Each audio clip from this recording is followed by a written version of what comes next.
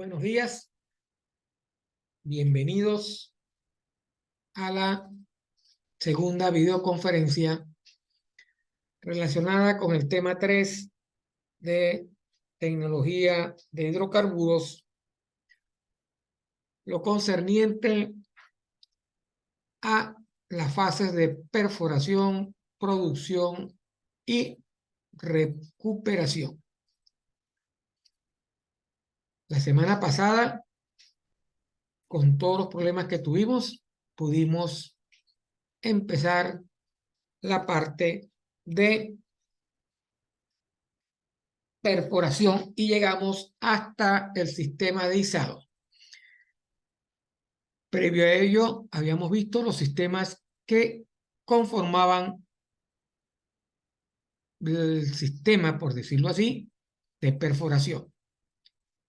Vimos la parte rotatoria, vimos el sistema de peso que le daba peso al sistema de perforación y el sistema que se encargaba de izar y levantar toda la estructura que rota dentro de la formación. Esta semana vamos a iniciar con los 3 sistemas que nos quedan de la parte de perforación y adicionalmente, si el tiempo nos alcanza, veremos lo concerniente a la fase de producción y recuperación de hidrocarburos.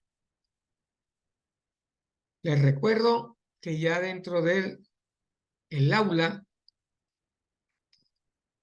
de tecnología está cargada la actividad evaluada número 1, que tiene fecha de entrega para tope el 24 de julio, hasta las 23:55 p.m. de la noche. Sin más preámbulo, comencemos con la parte final de perforación y continuaremos después con producción y recuperación.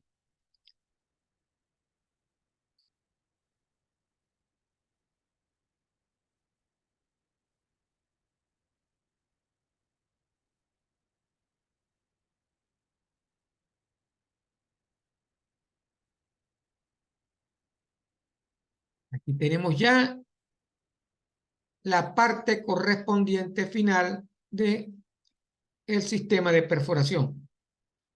Vamos a ver el sistema de circulación de fluidos y el sistema de impide reventones o arremetidas en un pozo petrolero. Fíjense, aquí tenemos una gráfica, una figura que nos muestra la composición, los elementos principales del sistema de circulación de fluidos y lodo. Un sistema bastante importante porque controla todos los fluidos que salen del pozo, los que se inyectan al pozo, principalmente el lodo de perforación, que fue una de las ventajas obtenidas con esta tecnología porque permitió darle más avance y mantener siempre en buen funcionamiento los equipos de perforación. Esta es una de las partes más importantes del sistema de perforación. De hecho, existe dentro de la carrera una área destinada solamente a analizar, desarrollar nuevos fluidos de perforación. Entonces, ¿cuál es la finalidad del sistema de circulación? La finalidad es, o el objetivo es soportar el sistema de rotación, proveyendo material, ¿verdad? Y áreas de trabajo para preparar, mantener y revisar el fluido de perforación. Este sistema consta de 4 componentes principales que son el fluido de perforación o lodo, el área de preparación de ese fluido, ¿verdad? Preparación y almacenaje del lodo, un equipo de bombeo, unas bombas bastante grandes que se encargan de la circulación del lodo en el sistema y el equipo y área para el acondicionamiento del lodo, porque el lodo siempre debe estar acondicionándose. ¿Qué significa acondicionar el lodo? Revisarle su densidad, su viscosidad, ¿verdad? Que los componentes que tenga el lodo sean los correctos. Siempre hay que estar analizando porque el lodo forma parte importante de la perforación de los yacimientos, del sistema de perforación. Ahí tenemos una gráfica donde podemos ver a grandes rasgos los elementos principales como los tanques, ¿verdad? O presas de succión, líneas de succión, bombas de lodo, líneas de descarga, líneas de conducción, manguera rotaria, sarta de perforación, espacio anular, pozo, sarta, línea de retorno, etcétera, etcétera. El lodo de perforación viaja a través de la tubería de perforación. A medida que el taladro va perforando, el lodo se encuentra, ¿verdad?, circulando a través de la tubería de perforación. Recuerden que la tubería de perforación como tubería tiene un espacio, un diámetro interno, hueco. A través de ese hueco de la tubería de perforación, el lodo va circulando hasta la parte final, que es donde está la barrena. Sale por la barrena, ¿verdad? Y sube hasta la superficie otra vez a través del espacio anular. El espacio anular es el espacio comprendido entre la formación y la tubería de perforación. Entonces, como ven, el lodo de perforación ocupa todo ese espacio. Una de las ventajas del lodo de perforación es que permite que la barrena, ¿verdad?, avance, ayude a avanzar aún más a pesar del peso que toda la sarta se le está imprimiendo, que le está imprimiendo a la barrena. Ese lodo también cumple otra función principal, que es enfriar la barrena. La otra función principal que también cumple el lodo es evitar la fricción que se genera, o reducir la fricción que se genera entre la barrena y la formación. Recuerden por física que las fuerzas de fricción son aquellas que impiden el movimiento de un objeto. Entonces, el lodo de perforación, al lubricar y disminuir la fricción, le permite avanzar más rápidamente a la barrena de perforación.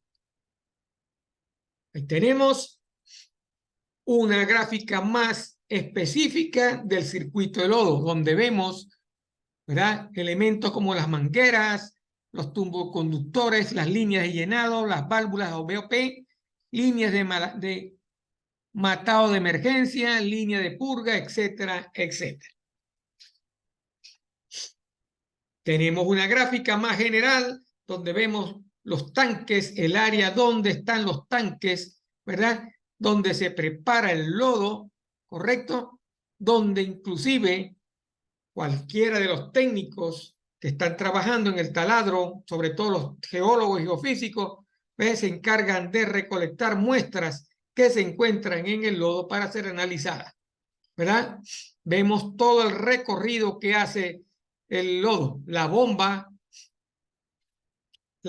que está en el taladro específica para el sistema de lodos, se encarga de introducir a través de las líneas el lodo de perforación, que sube después y recogido, y en esta zona de aquí todos los sedimentos que vienen con el lodo, porque el lodo arrastra también los cortes que hace la barrena en el hoyo. Esa es otra de las funciones principales del lodo, arrastrar todo lo que va sacando. Recuerden que en el sistema de percusión, ese era uno de los problemas que existía en el sistema de percusión, cómo recuperar toda la arena que el sistema iba generando cuando molía la roca. El lodo se encarga en este sistema de arrastrar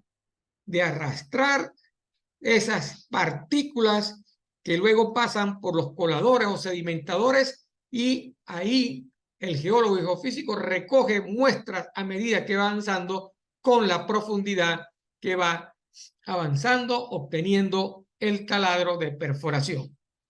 Se limpia, se se acondiciona y vuelve otra vez al sistema de circulación del lodo. Siempre hay que estar encima del lodo observando las características y propiedades de él para que le pueda permitir al sistema de perforación avanzar de forma rápida y segura. Ahí tenemos una gráfica un poco más extensa del sistema de circulación de los fluidos y del lodo. Tenemos algunos equipos como los vibradores, las centrifugadoras, las desaladadoras, los guardabarros, las bombas centrífugas, etcétera, etcétera. Todo esto forma parte del sistema de fluidos y lodos de perforación.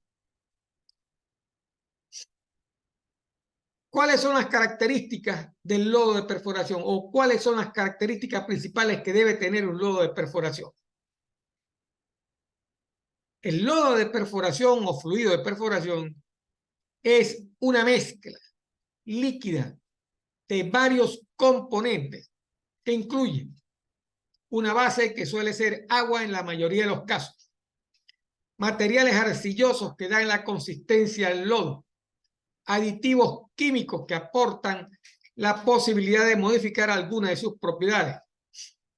El objetivo inicial de un fluido de perforación es limpiar, enfriar y lubricar la broca o barrena de perforación, así como extraer y eliminar de manera continua el detritus, la roca molida, el sedimento que se va generando en la perforación del pozo. El fluido de perforación también debe permitir la obtención de toda la información. Debe facilitar de forma segura la obtención de núcleos y registros de formación. ¿Ok? Porque recuerden que el hueco de perforación o el hueco donde está, que se está perforando, nunca puede quedar vacío. Siempre debe tener el fluido de perforación. Si el lodo está bien acondicionado, él debe permitir de forma segura poder extraer los núcleos y poder correr registros de perforación eléctricos, sónicos, etcétera, que sean lo menos afectados las lecturas de estos registros. ¿Ok?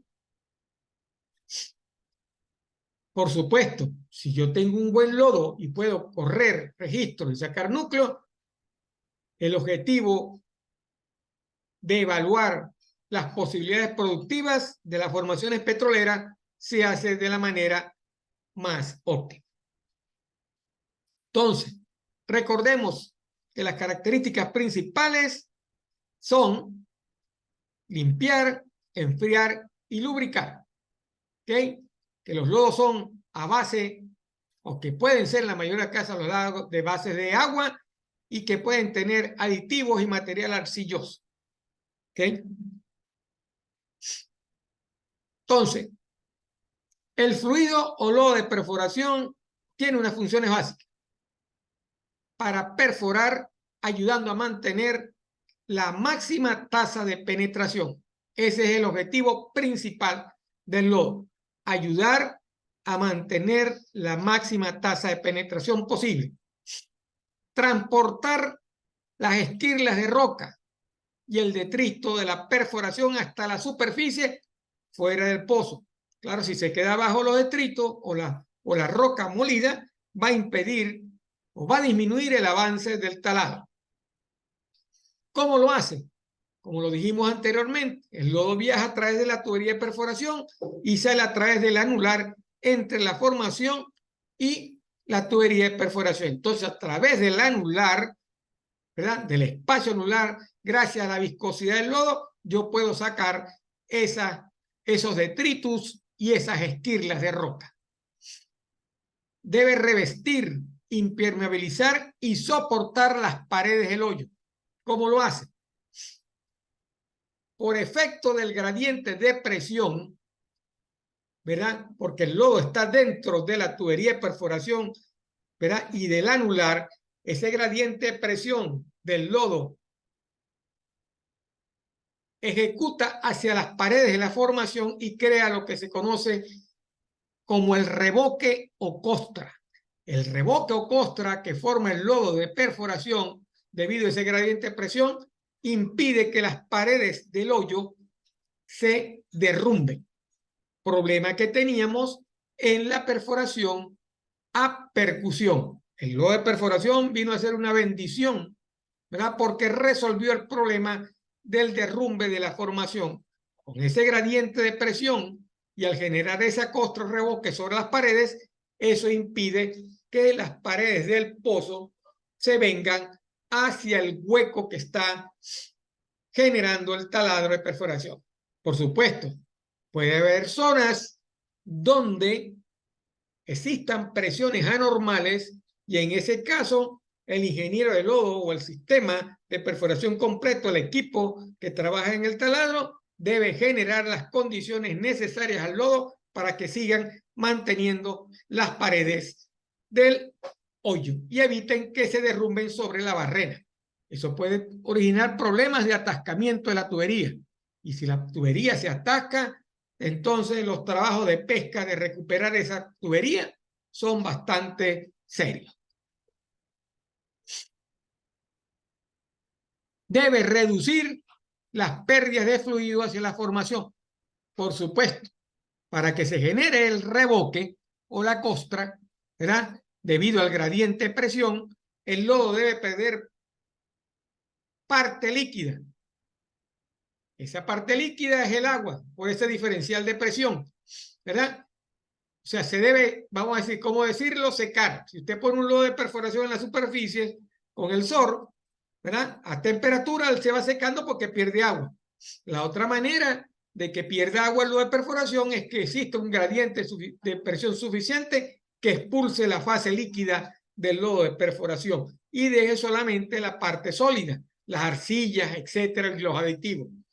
Entonces, el lodo de perforación debe ser lo suficientemente acondicionado para evitar la menor pérdida de fluidos hacia la formación. Claro, si tiene una penetración muy profunda de ese fluido, eso va a impedir o va a afectar un poco la lectura de los registros de pozo que se corren durante la perforación. Él debe también evitar la formación de esas cavernas en la estructura de la roca. Entonces, como ven, el lodo de perforación tiene muchas ventajas y debe cumplir muchos objetivos para que la perforación sea bastante segura.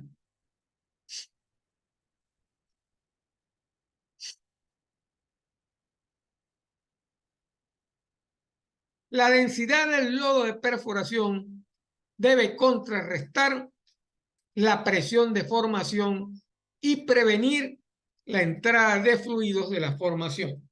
Recuerde que usted está perforando. Está perforando con una barrena, ¿verdad? Dentro de esa tubería de perforación existe un lodo que sale a través del espacio anular. Entonces, la densidad del lodo tiene que estar lo más óptimo posible para que también contrarreste la presión de la formación, porque usted a medida que va avanzando, la presión de la formación va aumentando. Esa presión de la formación va a empujar las paredes del hoyo hacia el hueco generado por la barrena de perforación. Entonces, la densidad del lodo debe ser lo más óptimamente posible para evitar que esa presión empuje las paredes y genere, ¿verdad?, sobre el hoyo un derrumbe.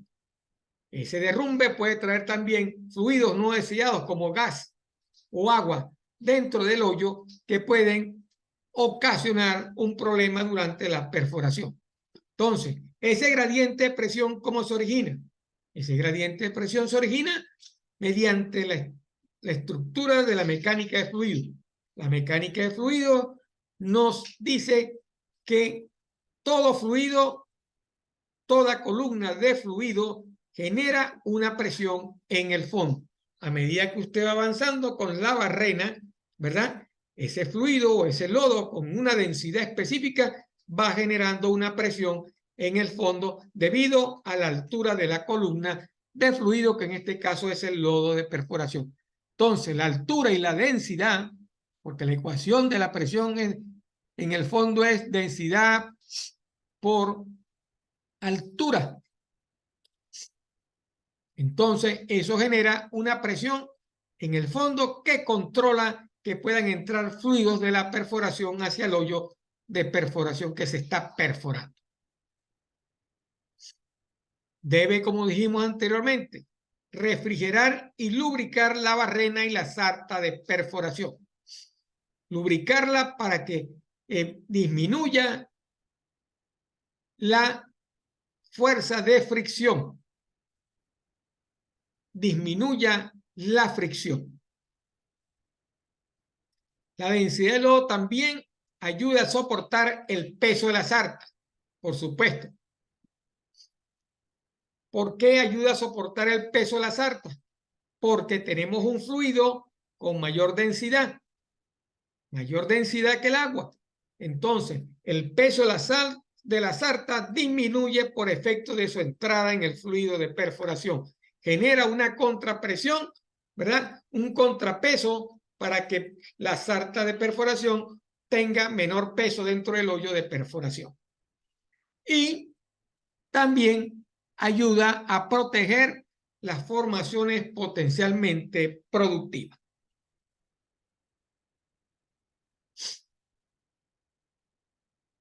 Fíjense, todas las ventajas que tiene el lodo de perforación. Asegura la correcta evaluación de la formación. Si está bien dosificado, si tiene los elementos, ¿verdad? Óptimos en su preparación, va a asegurar la correcta evaluación de la formación, porque los registros de formación, ¿verdad? Los registros eléctricos que se utilizan se verán menos afectados. Protege la sarta y la tubería de revestimiento contra la corrosión por su efecto lubricante.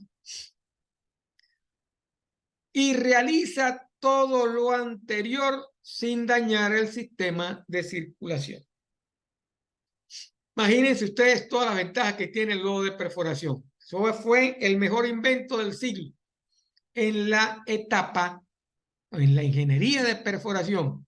El sistema de lodo de perforación vino a incrementar y a disminuir los costos de la perforación de un pozo.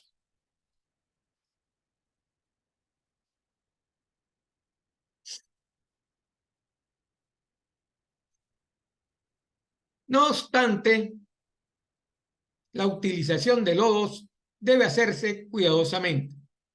Siempre hay que trabajar con cuidado, porque también existen algunos inconvenientes en su utilización. Claro, si tomamos o pesamos los inconvenientes y las conveniencias del lodo de perforación o las ventajas o desventajas, nos vamos a dar cuenta que las ventajas pesan más que las desventajas. Lo que hay es que tener cuidado para poder controlar esos inconvenientes del lodo de perforación. ¿Cuáles son algunos de esos inconvenientes?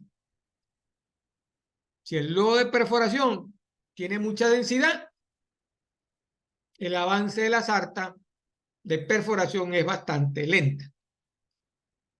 Puede producir daño en las formaciones productoras por el gradiente de presión que genera el lodo hacia las paredes de la formación. Eso hay que controlar. Puede haber reacciones indeseables con algunas formaciones y sus fluidos en la formación. Le puede especificar en el registro, ¿verdad?, que no puede existir hidrocarburos en la formación. Abrasividad, porque a veces la arena del lodo de perforación puede generar un poco de calentamiento o abrasividad en la sarta.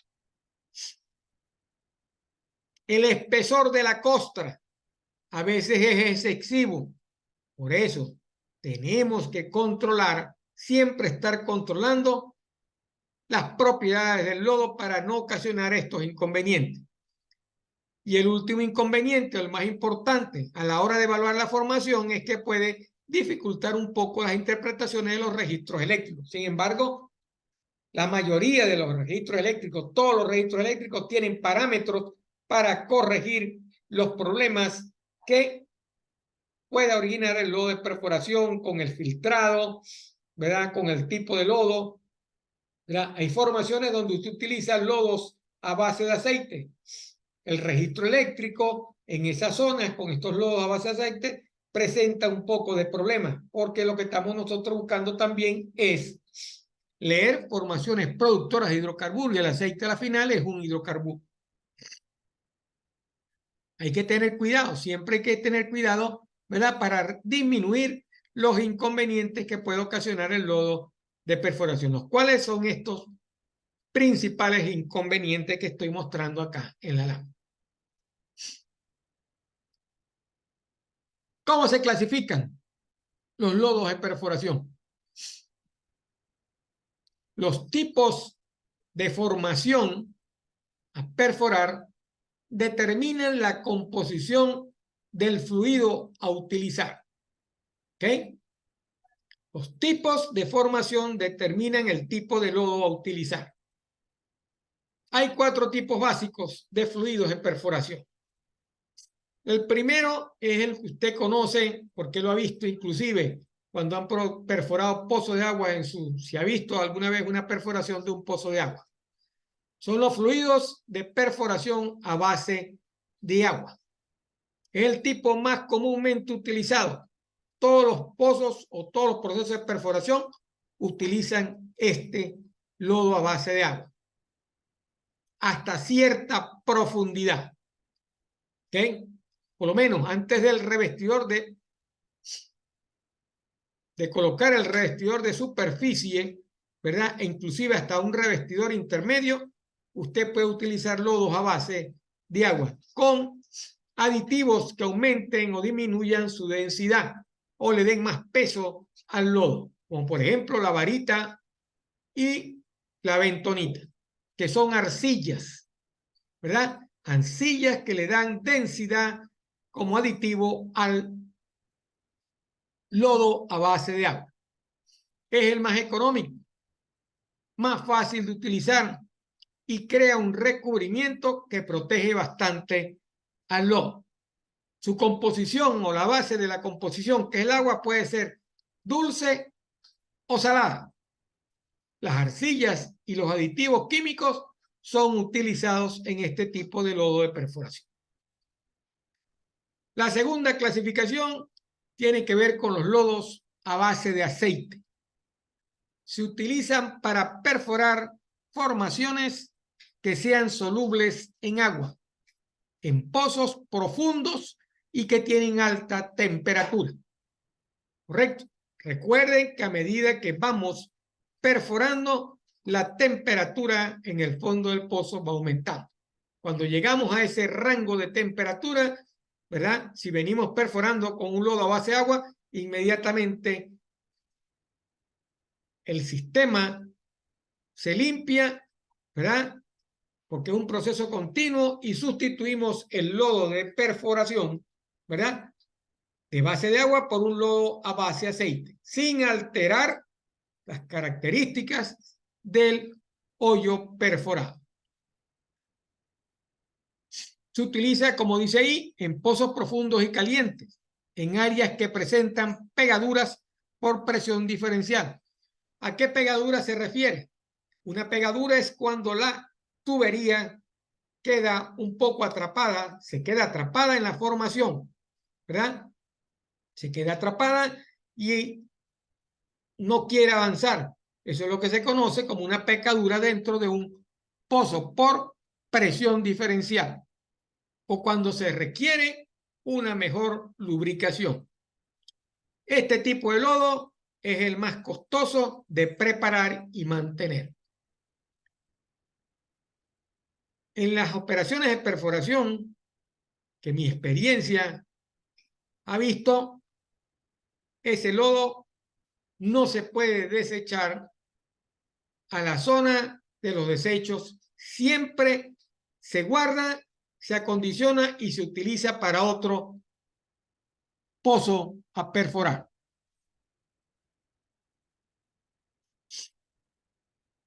Tiene otra clasificación que son los fluidos de perforación con aire o gas. Fíjese, el aire y el gas tienen menor presión diferencial, ¿verdad? ¿Cuál es la principal ventaja de este tipo de lodos?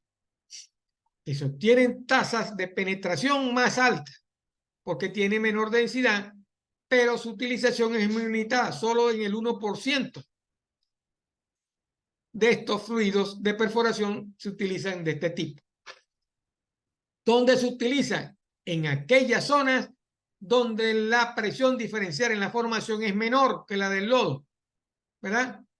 Entonces, para evitar daños a la formación o que el lodo de perforación se vaya todo la perforación, se utilizan ese tipo de lodos con aire o gas.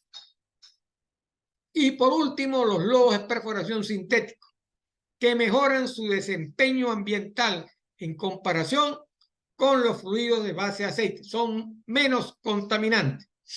Hay zonas donde la contaminación de los lodos de perforación a base de aceite es bastante alta. Entonces, se inventaron los lodos de perforación sintéticos para evitar ese daño ambiental. Y en los últimos años han alcanzado un alto grado de desarrollo. Entonces, lodos a base de agua, lodos a base de aceite, lodos a base con aire o gas y los que son sintéticos. Esos son los 4 tipos de lodos de perforación que la industria petrolera utiliza para perforar pozos. Ahí tenemos una gráfica de los lodos de perforación, la clasificación de esos lodos de perforación. Como ven, tiene 2 clasificaciones principales: los lodos a base de aceite y los lodos a base de agua, que pueden utilizar polímeros y arcillas. Esos polímeros que pueden ser inhibidores y que no causan daño a la formación. Y los lodos a base de aceite, que por lo general son puro aceite o lo que se conoce como invermul o inveremulsión, que es un lodo especial, pero que su constitución es a base de aceite. Ahí tenemos la misma clasificación: lodos a base de aceite, a base de agua y los fluidos neumáticos sintéticos, gas, mezclas, espuma, ¿verdad? Y gas y lodos gasificados. Y en este punto de esta lámina nos mostramos cuál es la fase principal continua más común en los lodos de perforación para los 2 tipos de lodo: a base de aceite, a base de agua y los neumáticos.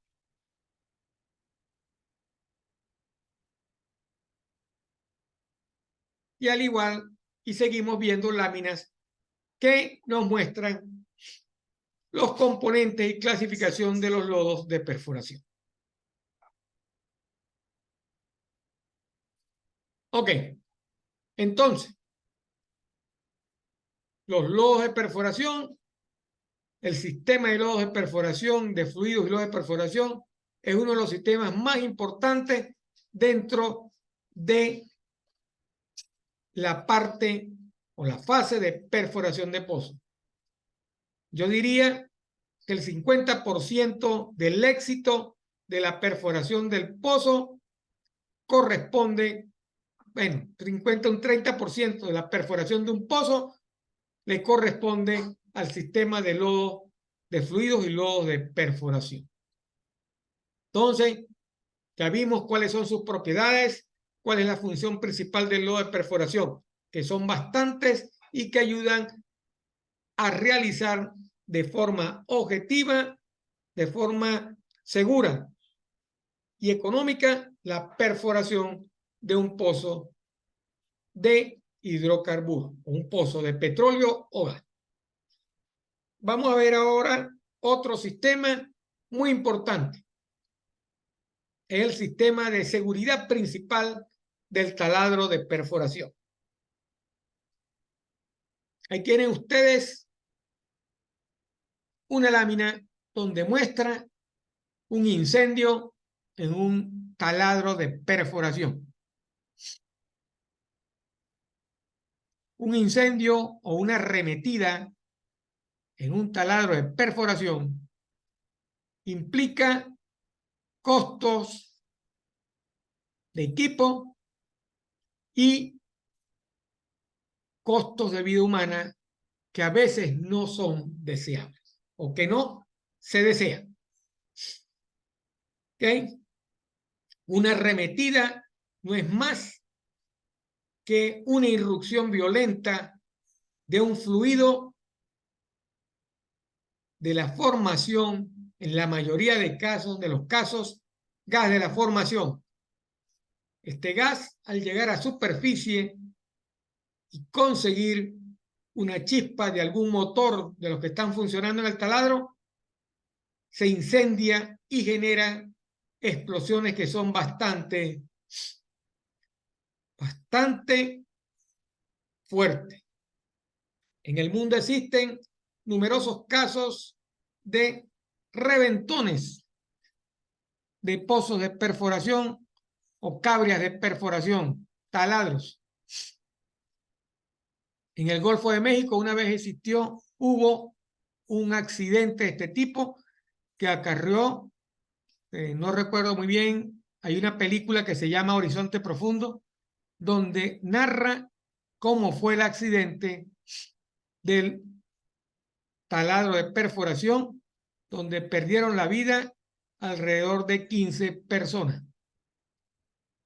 Un costo de vidas humanas que no debió ocurrir, porque si usted no tiene o no hace las pruebas convenientes a las sartas y a las cementaciones del pozo, puede ocasionar este tipo de accidentes por la entrada de un fluido, que en este caso fue el gas, que al llegar a superficie estalló y toda la gabarra de perforación prácticamente desapareció.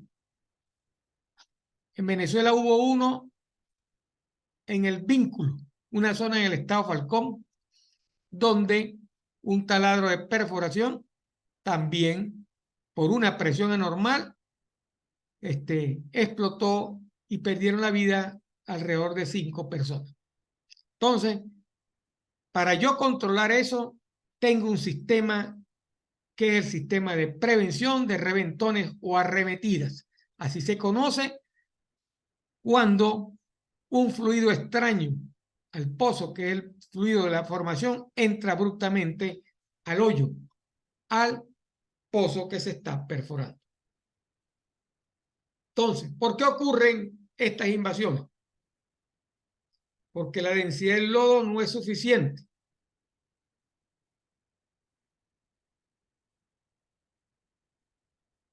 Porque el descenso del nivel de lodo en el anular por pérdida o por falta de llenado de las maniobras. Si la densidad del lodo no es suficiente, recuerden, el lodo tiene que tener una suficiente densidad que impida la entrada de la formación y de los fluidos de la formación. Si cuando usted está sacando la tubería del lodo de perforación, por eso es que el lodo de perforación nunca puede dejar vacío el hoyo que usted está perforando. Siempre tiene que estar lleno, porque al sacar tubería de perforación, el nivel de ese lodo va disminuyendo. Al disminuir el nivel del lodo, la presión de la columna de fluido disminuye. Y al disminuir la presión de la columna de fluido, eso no impide que los fluidos de la formación entren al hoyo. El efecto pistón que causa cuando usted arrastra, ¿verdad?, la extracción de varillaje. Aquí se llama varillaje cuando usted está sacando tubería de perforación. O que el lodo que está utilizando se mezcle con gas o agua y le baje la densidad al lodo de perforación. Existen parámetros que se controlan en superficie, sobre todo en los tanques de lodo, para ver que alguna de estas situaciones puede estar ocurriendo en ese momento y deberé tomar las acciones necesarias para impedir esa entrada del fluido. ¿Cuáles son esos indicios? Subida del nivel en los tanques con o sin circulación. Si el nivel de los tanques sube, es porque está entrando un fluido no deseado al pozo. Incremento brusco de la velocidad de perforación por disminución de esa densidad. Si la velocidad de perforación se incrementa de una manera normal, eso es indicativo que debe haber un fluido dentro del hoyo que está disminuyéndole la densidad al lodo. Presencia de gas o agua en el lodo. Las artes de perforación y los equipos tienen sensores que miden esa cantidad de gas que puede estar dentro del lodo. En el caso del accidente que le dije anteriormente, eso fue lo que pasó. El gas entró al hoyo. Disminución de la presión de la bomba. Es lo mismo que le pasa a usted cuando tiene una bomba de agua, lo que se llama perdió la ceba. Si el pozo pierde la ceba o la bomba pierde la ceba, ¿verdad?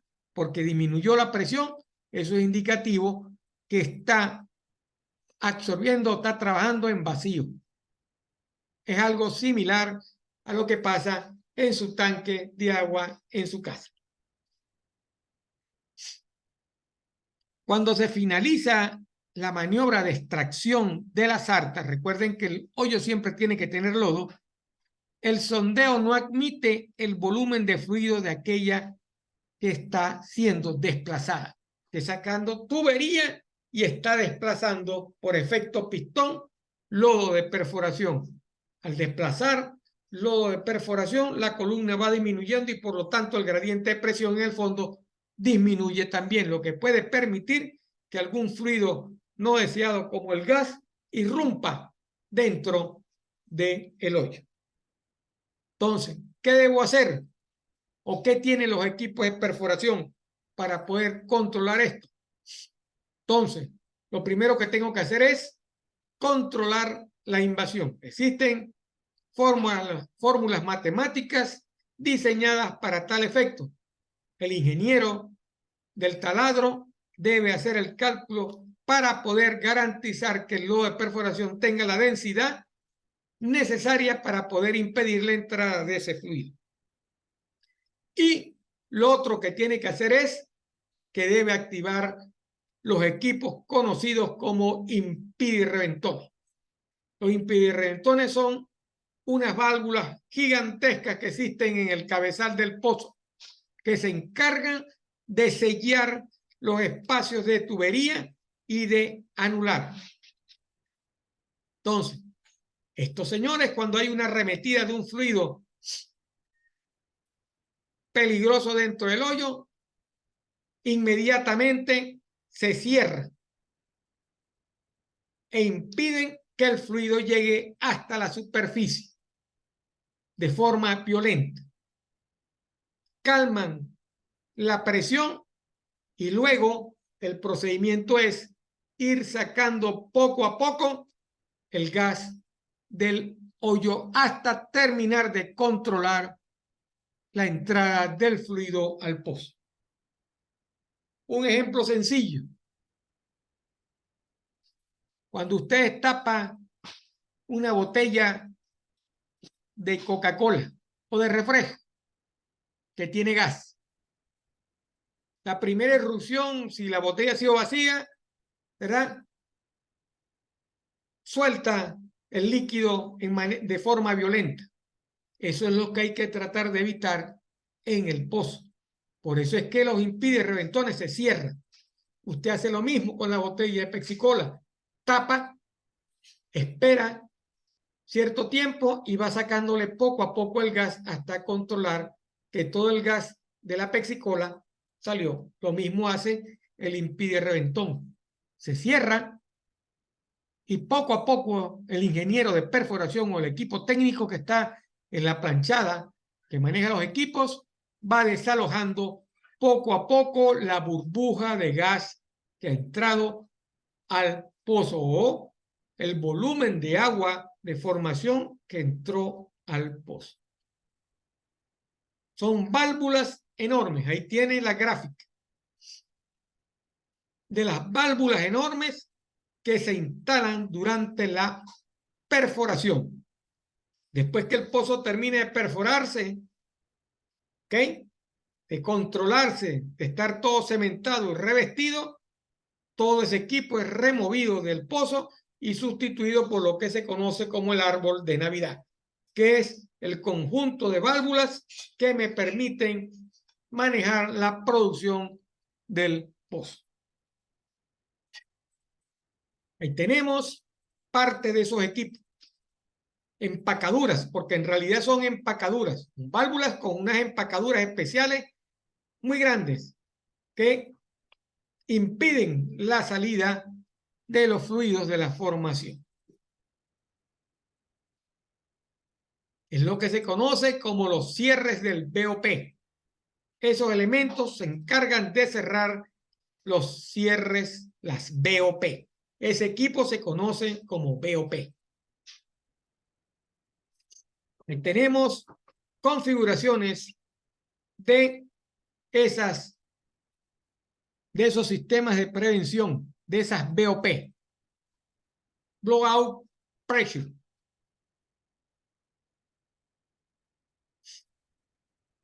Figuras, como ven, son bastante grandes esos equipos. Claro, varían dependiendo del tipo de pozo.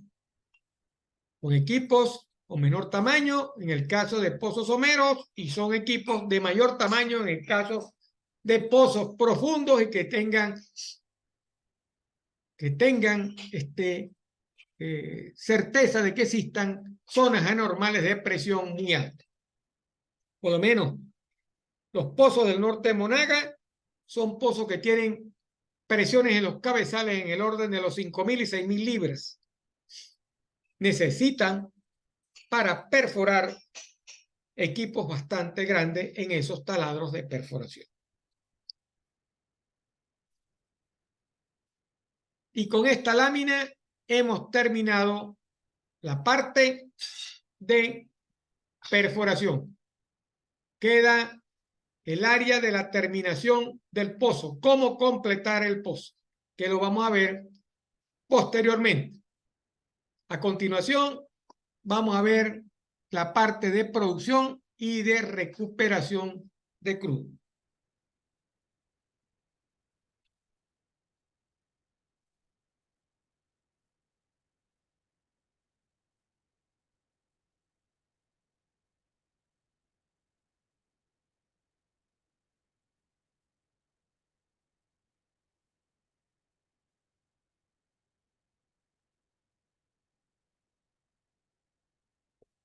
Ok, ya vimos, ya hemos perforado el pozo, ya lo completamos, ya tiene el equipo en el fondo y tiene colocado el arbolito de Navidad.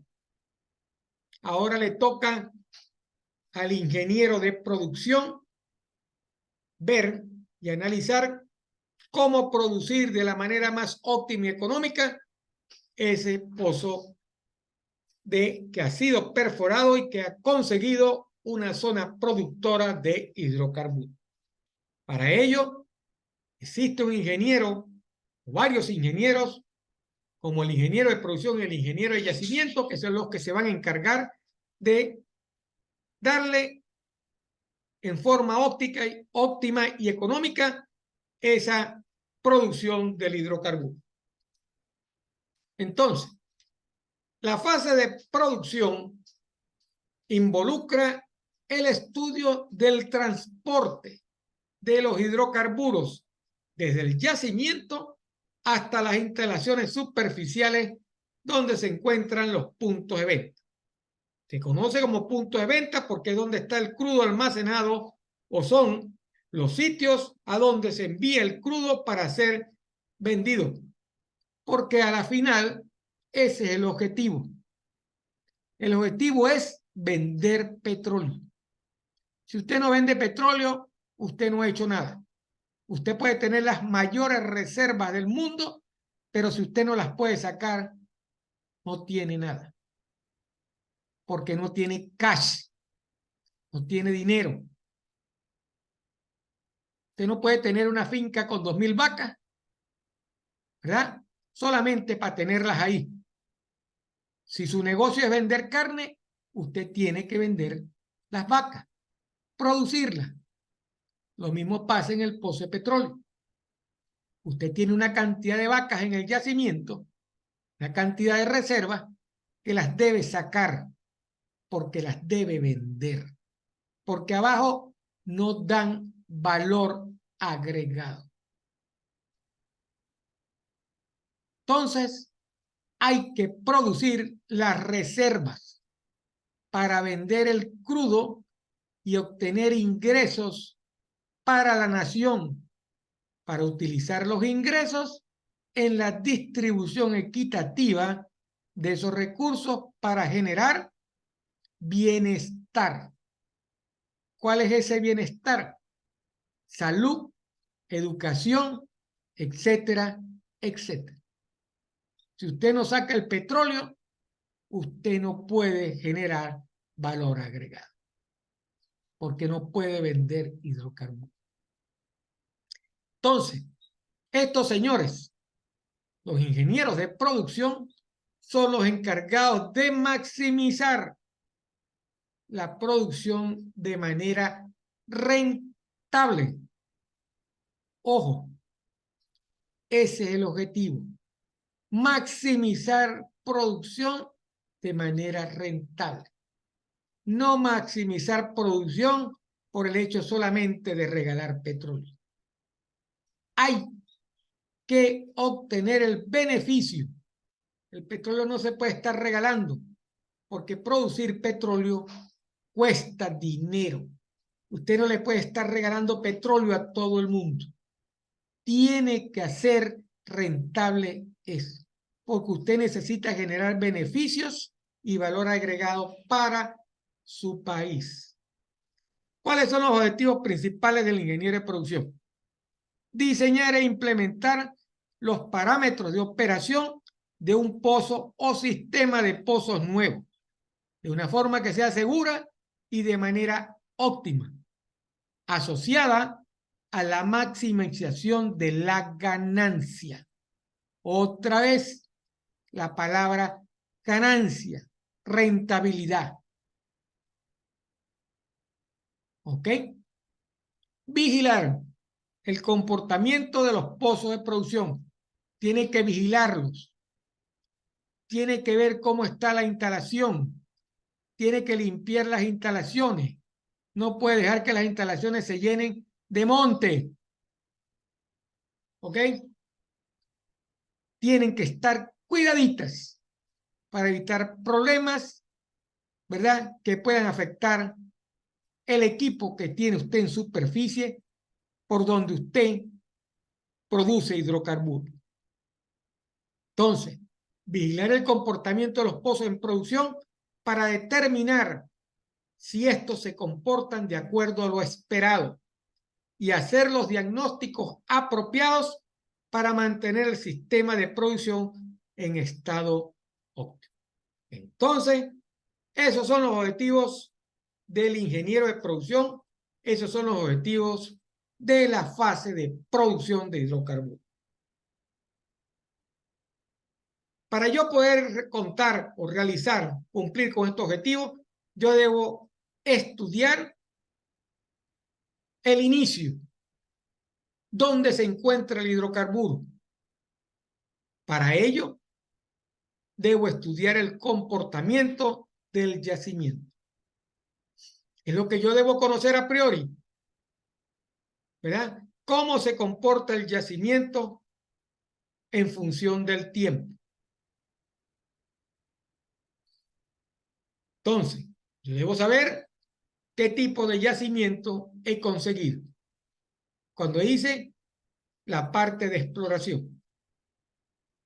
Los yacimientos se clasifican según la roca que lo forma. Tiene yacimientos convencionales o areniscas, que principalmente están compuestos de cuarzo. Estos yacimientos pueden ser consolidados o no consolidados. ¿Qué quiere decir consolidado o no consolidado? Que la arena esté mejor cementada o menos cementada. Cuando está cementada no hay mucho problema en este tipo de yacimientos, pero cuando no están muy bien cementadas hay producción, generan producción, son desmenuzables, generan mucha producción de arena. ¿Ok? Y eso afecta el recobro de los hidrocarburos.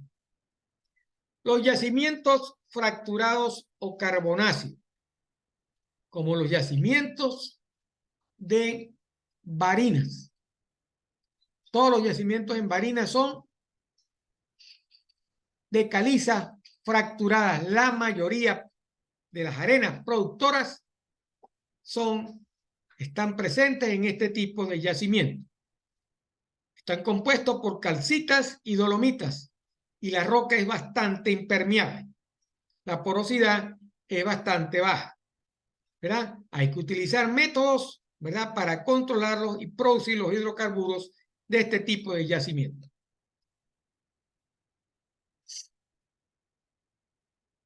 Bajo las condiciones iniciales, los fluidos que están en el yacimiento, ya tenemos la roca, ahora vamos a ver los fluidos, se encuentran como una sola fase o como dos fases, dependiendo del estado de esos fluidos. Entonces, ¿cuáles son esos yacimientos?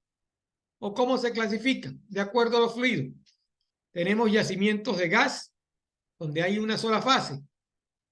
Yacimientos de condensados de hidrocarburos, que originalmente están en fase gaseosa y por la disminución de presión, ¿verdad?, de la explotación del yacimiento, luego pasan a tener una fase líquida.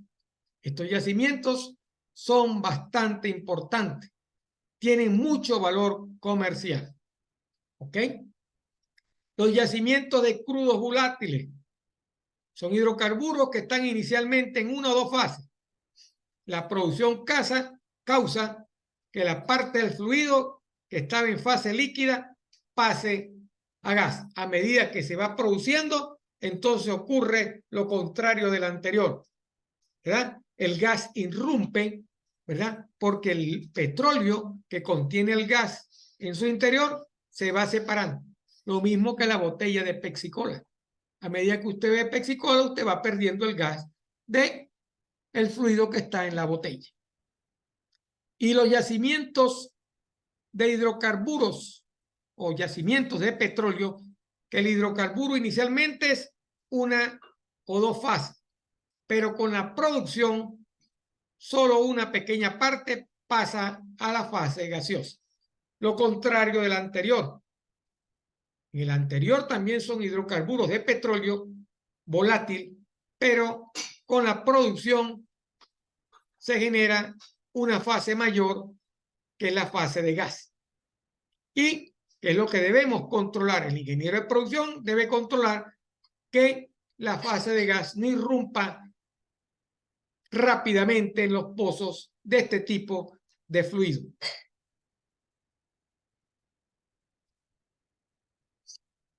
¿Cuáles son los mecanismos de producción de un yacimiento? En estos yacimientos, los fluidos del yacimiento se mueven a través del medio poroso. Recuerden eso. No es un saco, no es un hueco, es una roca que tiene en los poros fluido, petróleo y agua. Ese fluido se mueve a través de esos poros, de los caminos y de la permeabilidad que esa roca le facilite al movimiento de ese fluido. La cantidad de petróleo que esté dentro de los yacimientos depende de la porosidad mayor o menor en los casos del tipo de formación que estamos evaluando. ¿Ok? En muchos yacimientos, los 4 mecanismos actúan simultáneamente, pero en general 1 o 2 mecanismos predominan, que es lo que se denomina como empuje combinado. Ese predominio del mecanismo puede cambiar por otro en forma natural o artificialmente. Entonces, tenemos un yacimiento, tenemos una roca, tenemos unos fluidos dentro del yacimiento y para que esos fluidos puedan viajar desde la formación al pozo, existen unos mecanismos de producción que el yacimiento aporta. Vamos a ver el primer mecanismo. El primer mecanismo es expansión de fluido o roca. ¿Okay? Como su nombre lo indica, hay una expansión dentro del yacimiento de los fluidos generado por una diferencial de presión. ¿Correcto? Y esa diferencial de presión también puede ser generada por la expansión de la roca.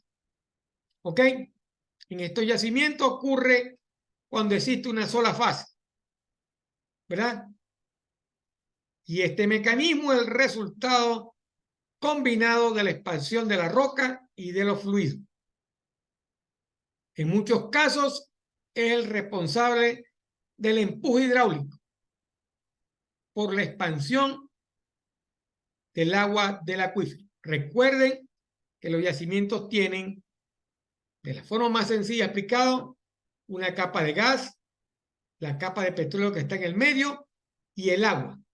Cuando hay expansión del acuífero de fondo o lateral, eso empuja el petróleo y empuja el gas de la formación hacia el pozo. Entonces, en yacimientos de gas o de condensado, tenemos un recobro alto, porque quien está ejerciendo la mayor presión es la compresibilidad del gas. En yacimientos de petróleo tenemos un recobro bajo, porque el petróleo tiene una baja compresibilidad, alrededor del 12%. ¿Cómo se caracterizan estos yacimientos? Estos yacimientos tienen una rápida declinación de presión.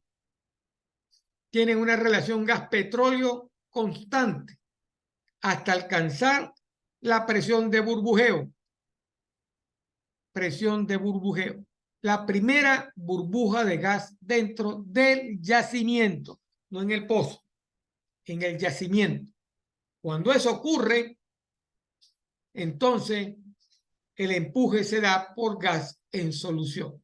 Pierde el efecto que pueda tener si tiene un acuífero, ¿verdad? Y en ese caso el petróleo comienza a moverse por gas en solución. La mayoría de nuestros yacimientos son de este tipo. Por eso es que decimos que todo el gas que se produce en Venezuela es por gas en solución. A medida que el gas, que el petróleo se va produciendo y subiendo por la tubería, va disminuyendo la presión hasta alcanzar esa presión de burbujeo y en ese momento el gas comienza a salir. Es preferible tenerlo en el pozo que tenerlo en el yacimiento. Porque en el pozo lo podemos controlar efectivamente, más efectivamente que en el yacimiento. Hay que hacer hay que hacer algunas técnicas para controlar que el gas en el yacimiento no salga, porque es energía. Nosotros lo que queremos es que salga petróleo, no gas ni agua. Hay que tener el gas en el yacimiento porque en ese momento el gas le está dando la energía necesaria para que el petróleo pueda subir. El otro mecanismo de producción es empuje por gas en solución. Ocurre por la expansión del gas disuelto que sale de la solución cuando disminuye la presión. Eso lo acabamos de decir. ¿Ok? Cuando no hay otras formas o fuentes naturales de energía como un acuífero o una capa de gas, estos yacimientos son de bajo factor de recobro, 25%. ¿Y cómo está caracterizado este yacimiento? Se caracteriza por una rápida declinación de la presión y de la tasa de producción. La relación gas-petróleo se eleva rápidamente por cierto periodo y luego baja también rápidamente. ¿Qué es la relación gas-petróleo?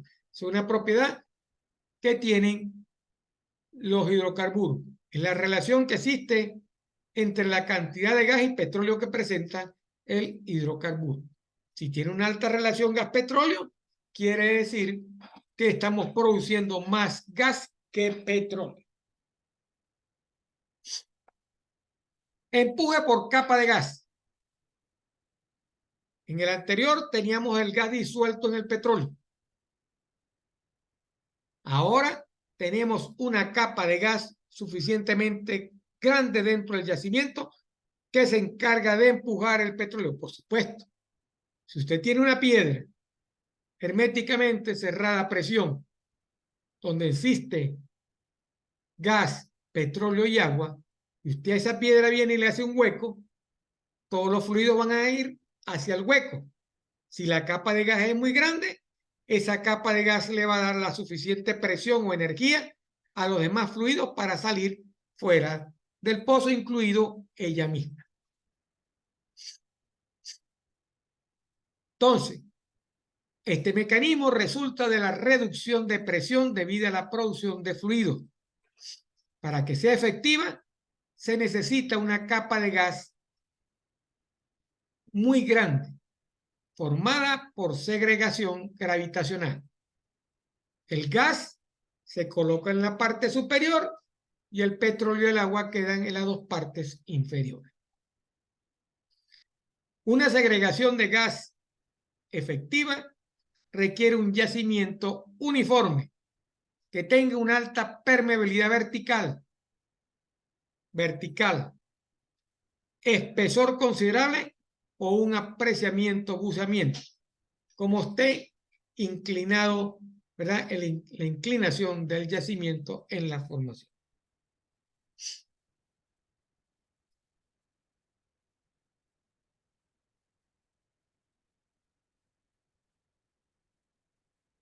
Entonces, ¿cuáles son las características principales? La producción no controlada de gas reduce su efectividad. Hay que controlar esa producción. El factor de recobro está entre el 25 y 55%. Es bastante alto. Hay una baja declinación de la presión del yacimiento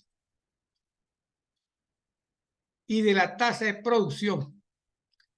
Las relaciones gas-petróleo aumentan lentamente y para evitar que suban bruscamente, los pozos alcanzados por la capa de gas deben ser cerrados para que la segregación gravitacional vuelva a actuar en esos pozos y volverlo a abrir. El otro mecanismo es el empuje hidráulico. Empuje por agua. Resulta de la expansión del agua de un acuífero adyacente, lateral o de fondo. Es el que le da la energía al yacimiento. Su efectividad depende de dos parámetros. El tamaño del acuífero, al igual que en el caso anterior, debe ser bastante grande. Y la permeabilidad de la roca debe ser alta. Los recobros en este tipo de yacimiento son del orden del 40 y 80%. ¿Qué debemos controlar? La entrada de agua. Está caracterizado por una rápida declinación de presión inicialmente, pero esa declinación se hace cada vez menor con la producción.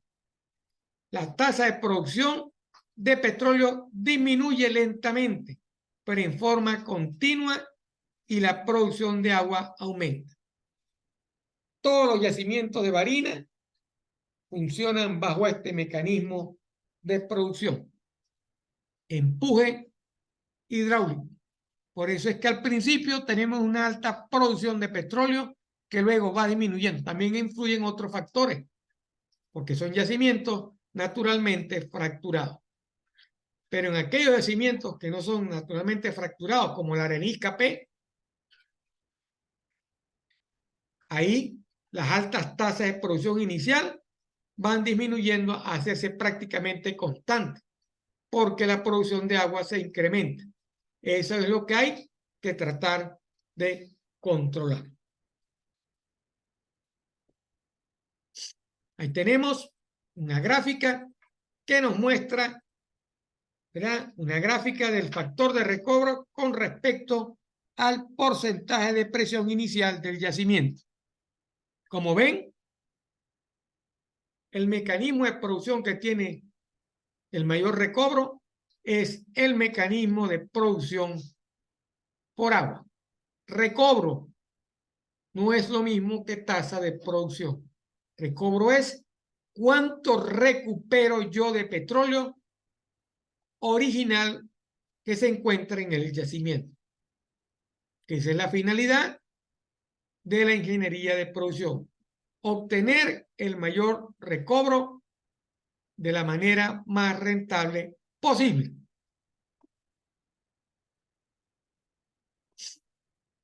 Entonces, conociendo aquello ya que el ingeniero de yacimiento le ha facilitado al ingeniero de producción, entonces el ingeniero de producción debe manejar los siguientes parámetros, ¿verdad? ¿Y cuáles son esos parámetros? Los elementos esenciales que salen de la prueba de producción de ST, que es la presión, la relación gas-petróleo y el índice productivo del yacimiento. Y los elementos derivados de esa prueba, que son la tasa de producción o tasa de recobro que puedo obtener, que tengo que analizar, la producción acumulada de los fluidos, petróleo, gas y agua, y el recobro final y las reservas del yacimiento. El comportamiento del yacimiento es el estado en que esos elementos adopten. Esos elementos se adopten cuando los hidrocarburos son producidos.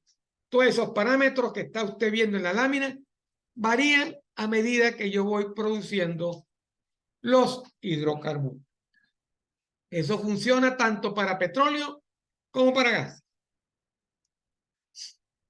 Entonces, la fase de producción requiere una visión clara del comportamiento de los fluidos del yacimiento a lo largo de las tuberías de producción y en la superficie,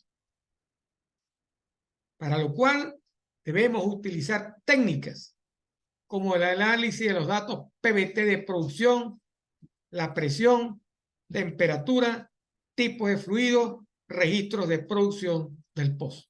Con toda esa cantidad de datos, el ingeniero de producción debe manejar la producción de ese hidrocarburo de la forma más rentable y económica, tratando de maximizar siempre su producción. Entonces, la eficiencia con que yo termino de completar el pozo, ¿verdad?, el daño a la formación, la permeabilidad y los límites del área de drenaje me dan herramientas para analizar el comportamiento de esos pozos. ¿Y cómo se lleva a cabo? Realizando pruebas a pozos exploratorios para determinar las características iniciales del yacimiento. En la etapa de exploración, el ingeniero de yacimientos debe determinar las características iniciales del yacimiento y de su fluido, para posteriormente evaluar los resultados de distintas intervenciones como cambios de intervalo productor, estimulaciones, fracturamiento, recañoneo de intervalos productores, etc. En Barinas, el fracturamiento y la acidificación de pozos es un método utilizado para darle la mayor movilidad y permeabilidad posible a el área de drenaje que se encuentra alrededor del pozo y poder tratar de recobrar con ese acuífero que tiene la mayor cantidad de hidrocarburos.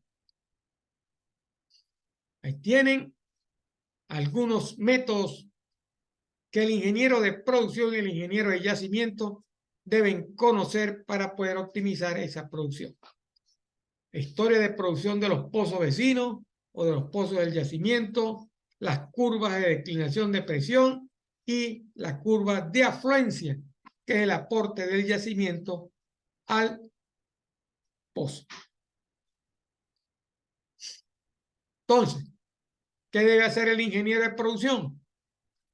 ¿Verdad? Debe realizar análisis de los índices de productividad, determinar si el pozo tiene daños o pseudo daños en la formación del yacimiento o yacimiento, predecir el comportamiento de flujo, tanto en tuberías verticales como en tuberías horizontales e inclinadas, realizar el análisis nodal, que es el análisis del sistema integral de producción. Para ello existen software, programas de computación que se encargan de analizar todo el sistema en conjunto.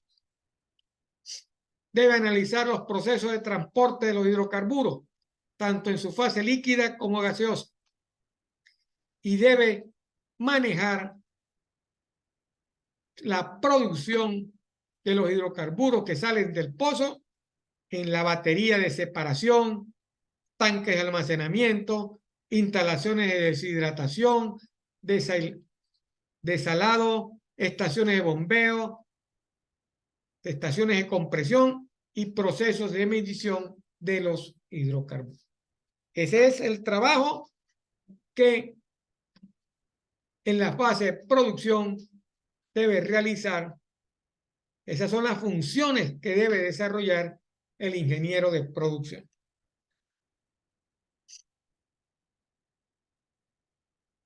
Las próximas láminas lo que nos dan es una visión de cada uno de esos elementos, como la afluencia, de esas variables que debo controlar, ¿verdad? ¿Cómo es el comportamiento de afluencia del yacimiento? ¿Cómo es lo que me ofrece? ¿Qué es lo que me ofrece el yacimiento? ¿Correcto? Eso se maneja mediante expresiones matemáticas como el índice de productividad y la tasa de producción. Ahí ven que dependiendo del área de drenaje del pozo, yo puedo tener un comportamiento de afluencia. Entonces, debo manejar y conocer el índice de productividad, ¿verdad? Es la capacidad del pozo para aportar fluidos de acuerdo a una determinada disminución de la presión del yacimiento. Entonces, porque es una relación de tasa de producción y caída de presión. Son ecuaciones matemáticas que me dan el comportamiento del pozo. Cada índice de productividad depende del mecanismo de producción que en yacimiento pudimos observar o determinar cuando le hicimos el análisis del yacimiento. Las curvas de declinación son otra de las técnicas, son un modelo de estimación de los perfiles de producción. ¿Cómo va a ser ese perfil de producción? Ella utiliza datos de la historia de producción del campo o del yacimiento con la finalidad de predecir su comportamiento futuro mediante un modelo gráfico o analítico. Recuerden, si yo planifico a futuro, sabré cómo será el comportamiento Es lo que yo necesito obtener. ¿En cuánto tiempo voy a recuperar yo ese cruce? ¿Ok? ¿Para qué sirven las curvas de declinación? Estiman los perfiles de producción, ¿verdad? En la planeación del desarrollo futuro del yacimiento. Reclasifican la reserva y el factor de recuperación. Cuando usted hace un análisis a futuro con estas curvas de declinación. Cuando está un yacimiento produciendo durante un tiempo considerable, llegará a un punto donde la producción que ofrezca dicho yacimiento empezará a disminuir. Usted debe conocer cuándo va a comenzar a disminuir esa presión. Porque sabe que en ese momento el yacimiento entrará en su etapa de declinación. Esas curvas de declinación que se utilizan para conocer el futuro del yacimiento nos permiten obtener cuándo el yacimiento comenzará a declinar. ¿Qué datos utilizamos en las curvas de declinación?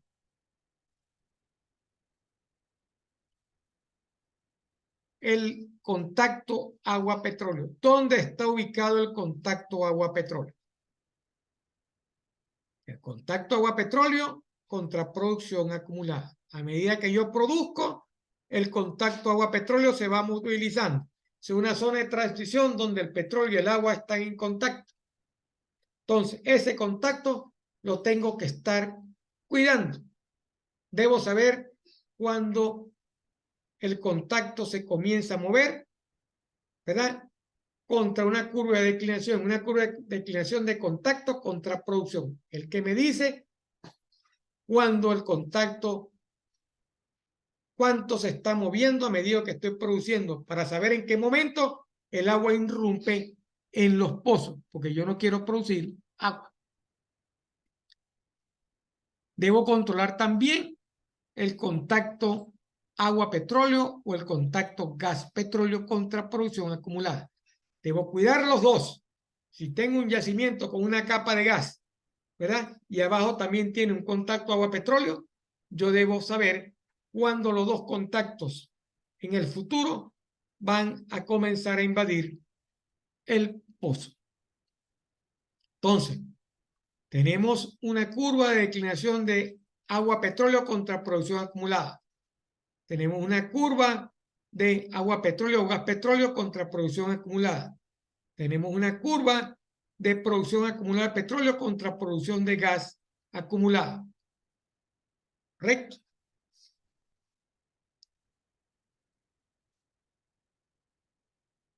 Y el perfil de presiones del yacimiento y de fondo fluyente, ¿verdad?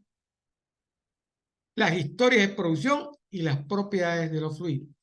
Entonces, esas son las curvas de declinación que utilizamos en producción para conocer el futuro de producción del yacimiento. Ese futuro que debemos saber cuando la presión del yacimiento comienza a declinar o cuando la etapa de declinación del yacimiento aparece en el futuro próximo o el futuro a largo plazo. Ahí tienen las tres tipos de curvas de declinación en base a las ecuaciones matemáticas. Tenemos la curva armónica, la curva de declinación hiperbólica y la curva de declinación exponencial. Y esas son las ecuaciones asociadas a tasa de producción, petróleo producido y gas producido para la armónica y tasa de producción y petróleo producida para la exponencial. Son curvas de gradientes de presión de producción o gasto de producción o tasas de producción en función del tiempo.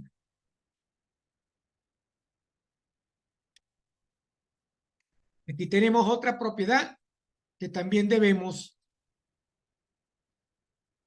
cuidar y evaluar el daño de la formación, ese daño que ocurre cuando estamos perforando en la etapa de perforación del yacimiento. Tenemos las causas principales, ¿verdad? ¿Cómo ocurre ese daño? Las caídas de presión dentro de todo el sistema también lo tenemos que analizar.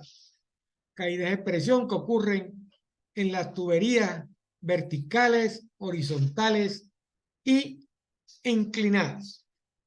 Cada una tiene un gradiente de presión que tenemos que estudiar. Ahí tienen los 3 gradientes de presión que se conocen, ¿verdad? Porque eso nos permite diseñar, proyectar, obtener, calcular y determinar la vida fluyente de los pozos. Los patrones de flujo también los tenemos que analizar. ¿Okay? Esos patrones de flujo, dependiendo de la tubería, varían. Aquí tenemos patrones de flujo en tuberías verticales. Cómo se comporta el fluido a través del hidrocarburo a medida que va subiendo en la tubería por la disminución de presión. Recuerden que en el fondo del pozo la presión es mayor que la presión que está en el cabezal. En las tuberías horizontales también esos patrones de flujo cambian. Ahí tenemos los patrones de flujo para tuberías horizontales. Cómo se comporta ese fluido a lo largo de una tubería horizontal. Esto también lo tenemos que controlar. Debemos estar siempre muestreando los fluidos en los pozos, en los sistemas, en los tanques, en los separadores. Esto es un trabajo de 24 horas. La industria petrolera no puede descansar. Los que trabajan en la industria deben trabajar 24 horas, cada quien en el área que le corresponde. El petróleo se produce 24 horas al día. Cuando usted pierde producción, no la recupera. Se perdió. Al otro día puede obtener mayor producción. De todas maneras, la que usted perdió el día anterior no la obtiene al otro día. Al otro día obtuvo una mejor producción. Pero la que perdió no se recupera. Por eso es que esto es un trabajo de hormiguita, calificado, con mucha tecnología, durante 24 horas al día, 365 días al año, a largo, corto y mediano plazo. Así se hacen los planes en la industria petrolera. Cuando usted deja de producir petróleo, no produce gasolina. Cuando usted no produce gasolina o no produce aceite, la producción de insumos de valor agregado del país disminuye. Así de sencillo.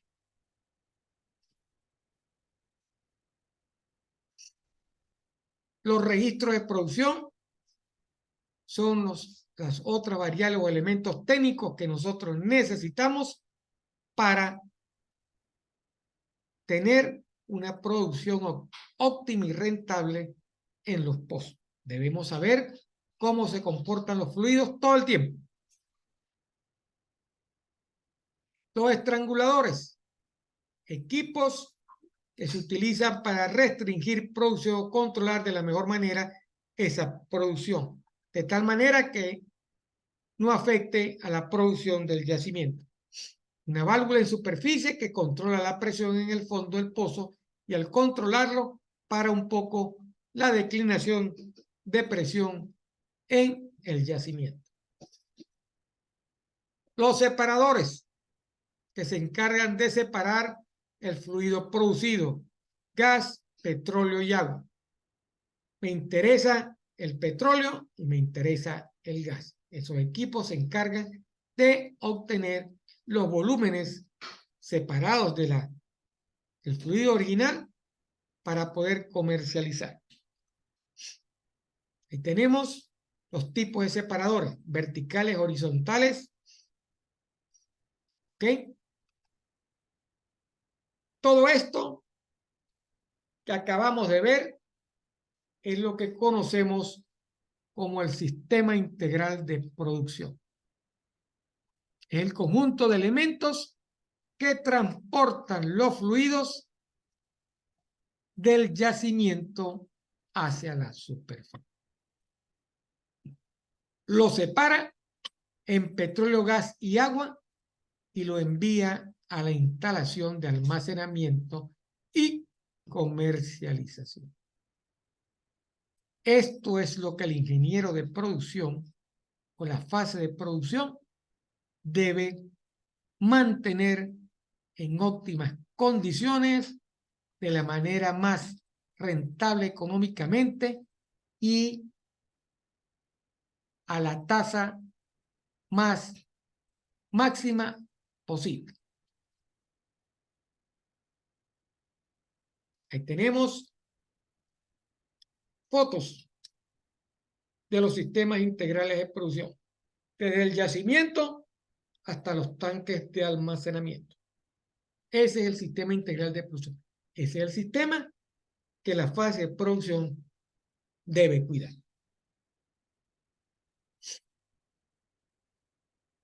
A este sistema, los ingenieros de producción, ¿verdad? Bajo un software que se llama análisis nodal, tratan de controlar. Deben controlar y maximizar.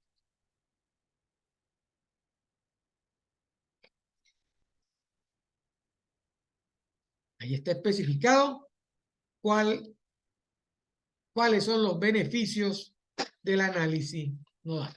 ¿Cuál es el objetivo del análisis nodal que el ingeniero de producción o los técnicos de producción que elaboran en la empresa deben controlar? Para ello, se utiliza, para controlar y manejar eficientemente el sistema, utilizamos el análisis nodal.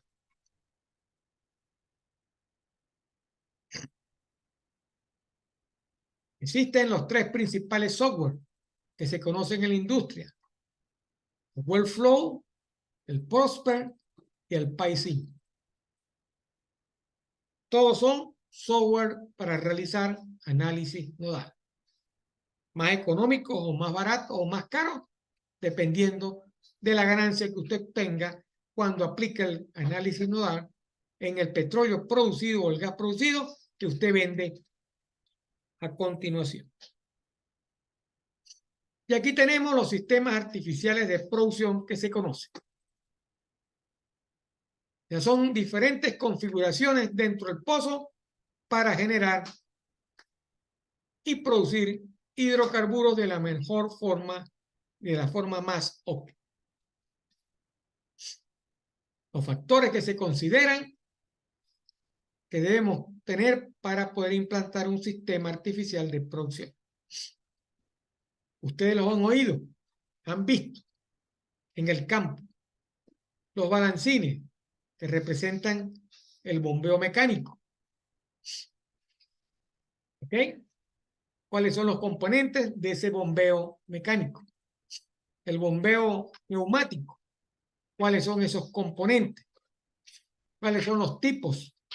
¿Y cuál es la eficiencia que tiene cada sistema? El de bomba electrosumergible, que muchos de los pozos de Barinas tienen. ¿Cuáles son las ventajas de ese sistema? Que se conoce como BES, bombeo electrosumergible. En los pozos de agua también se utiliza, porque es una bomba electrosumergible que se pasa al fondo del pozo para sacar agua, en este caso, para sacar petróleo. Y el levantamiento artificial por gas, que es el otro sistema de levantamiento artificial. Usted a través de válvulas colocadas en la tubería del pozo, usted lo que hace es aliviar la columna de crudo, ¿verdad? Hacerla menos o con menos densidad para que ella pueda fluir a través de la tubería. Inyecta gas con la finalidad de reducir la densidad y que la presión de fondo que se encuentra en el pozo sea lo suficientemente alta porque aliviana el peso de esa columna. Y con esto hemos terminado las dos fases importantes, que es la perforación y la producción de hidrocarburos. Les recuerdo que en la plataforma ya se encuentra la actividad evaluada número 1, que tiene un valor del 20%. Tiene fecha de entrega para el 24 del mes en curso. Tiene un valor de 20% y trata sobre todos los temas, todo lo que está cargado en el tema número 3. Nos faltó ver la parte de recuperación. En la plataforma estaba en un archivo de PowerPoint, una presentación bastante completa y bastante sencilla de entender. Son las etapas de producción, primaria, secundaria y terciaria. Cada una explicada cuáles son los métodos que se utilizan para recuperar hidrocarburos.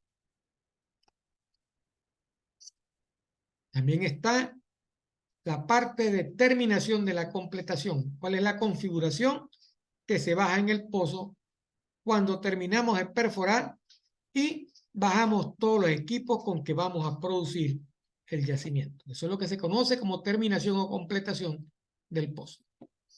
Todo eso está en la plataforma, de manera sencilla, muy bien explicado. Estas son las dos partes más importantes de las fases de producir hidrocarburos. Cómo conseguirlo y cómo producirlo. No me queda más nada por decir. La próxima semana nos volveremos a ver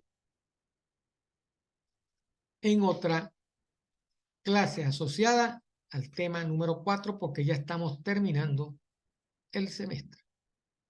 Entonces, ya tienen actividad evaluada en la plataforma para que ustedes la desarrollen. Recuerden, cualquier duda que tengan al respecto la pueden hacer a través del foro de la plataforma o al WhatsApp del 0424-5161-730. Que pasen muy buenos días.